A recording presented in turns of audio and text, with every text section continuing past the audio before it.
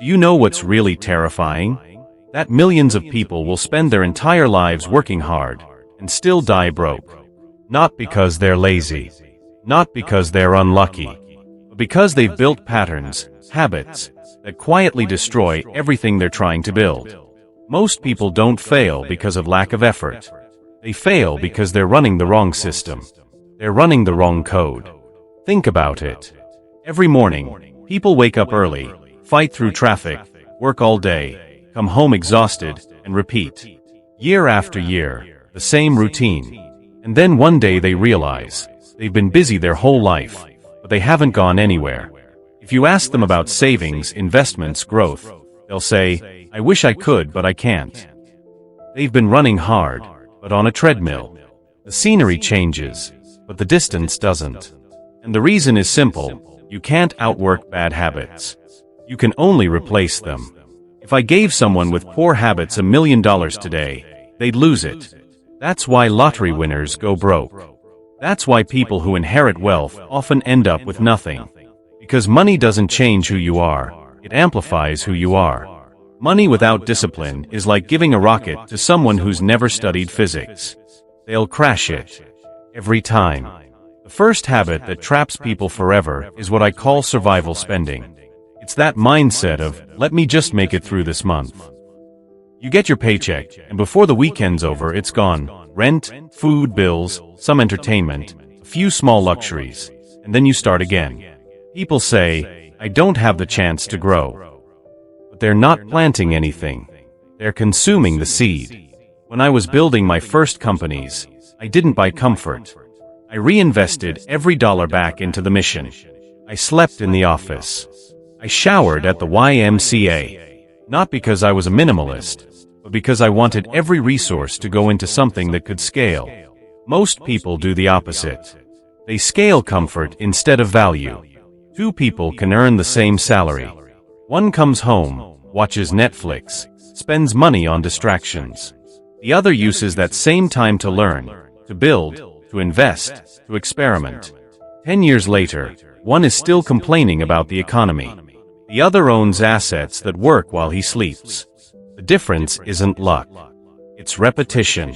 It's what you do daily, not what you dream occasionally. If you're always focused on surviving today, you'll never build for tomorrow. And this world doesn't reward survival. It rewards creation. The second habit that silently keeps people broke is falling into money traps. And believe me, the system is full of them. Every ad, every sale, every app, it's designed to keep you buying, not building. It's not just consumerism. It's psychological engineering.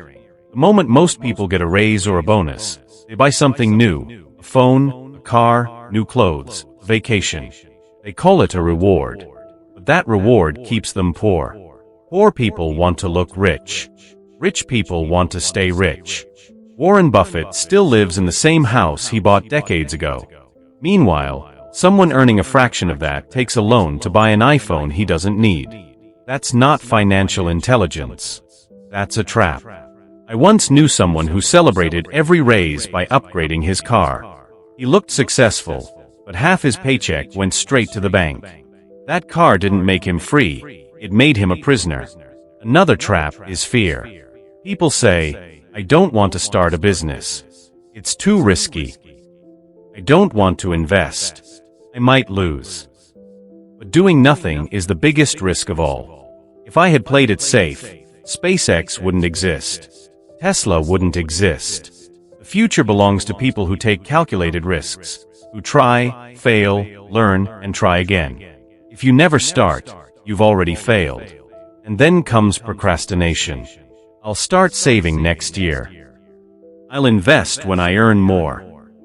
I'll learn that skill later. But later never comes. Einstein called compound interest the eighth wonder of the world. The earlier you start, the more it multiplies. But if you keep waiting for the perfect time, you lose the only thing you can't buy back: time. When I started my first company, I didn't have the perfect plan.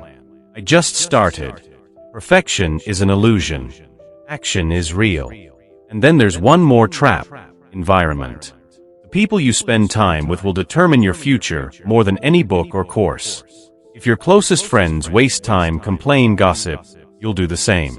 If your circle talks about ideas, growth, investments, and innovation, you'll rise with them.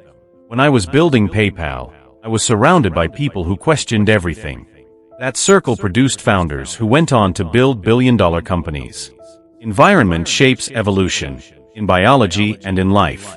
The third habit, and maybe the most dangerous, is blaming. Poor people always have someone to blame. They blame the government. They blame the economy. They blame their boss. They blame their parents. But never themselves. Blaming gives comfort, but it steals power. Every time you say, "It's not my fault," you hand over control of your life. And when you give away control, you give away the future. I once met a guy who said, "I can't succeed because my father didn't leave me anything." And I told him, that's exactly why you need to succeed, so your kids never say that about you. Every generation either passes down excuses or opportunities. It's your choice which one you pass. And then there's complaining. People complain about their job, but never learn new skills. They complain about their pay, but never start a side hustle. They complain about the system, but never build something better. You can't complain your way to success. You can only create your way there. When Tesla was weeks from bankruptcy, I didn't complain. I doubled down. I worked 20 hours a day. We didn't wait for rescue. We engineered our way out. And that's how you win. Not by talking, by building. Poverty is not just a lack of money. It's a lack of mindset, a lack of design. You can give two people the same resources and one will multiply them while the other loses them. The difference isn't luck. It's the code they run in their head. You may be born with nothing. That's not your fault. But if you die with nothing, it's because you refuse to update your system. Reality doesn't care about excuses. It responds to execution. It rewards courage, consistency, and creativity. So how long will you wait? How long will you keep scrolling, blaming, and repeating? 10 years from now, you'll regret two things. The chances you didn't take, and the habits you didn't change. Chains of habit are too light to feel, until they're too heavy to break. You don't notice them at first. The small waste of time, the small waste of money, the small complaint. Then one day you wake up at 40 or 50, and you realize, the chain's locked. But here's the good news. You can break it. You can change. You can start now.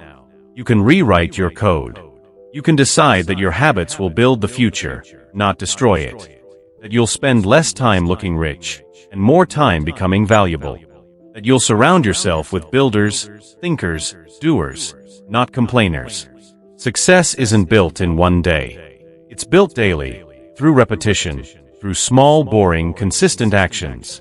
Every day is a line of code. And over time, that code becomes your reality. So decide today, what habits will you write into your future?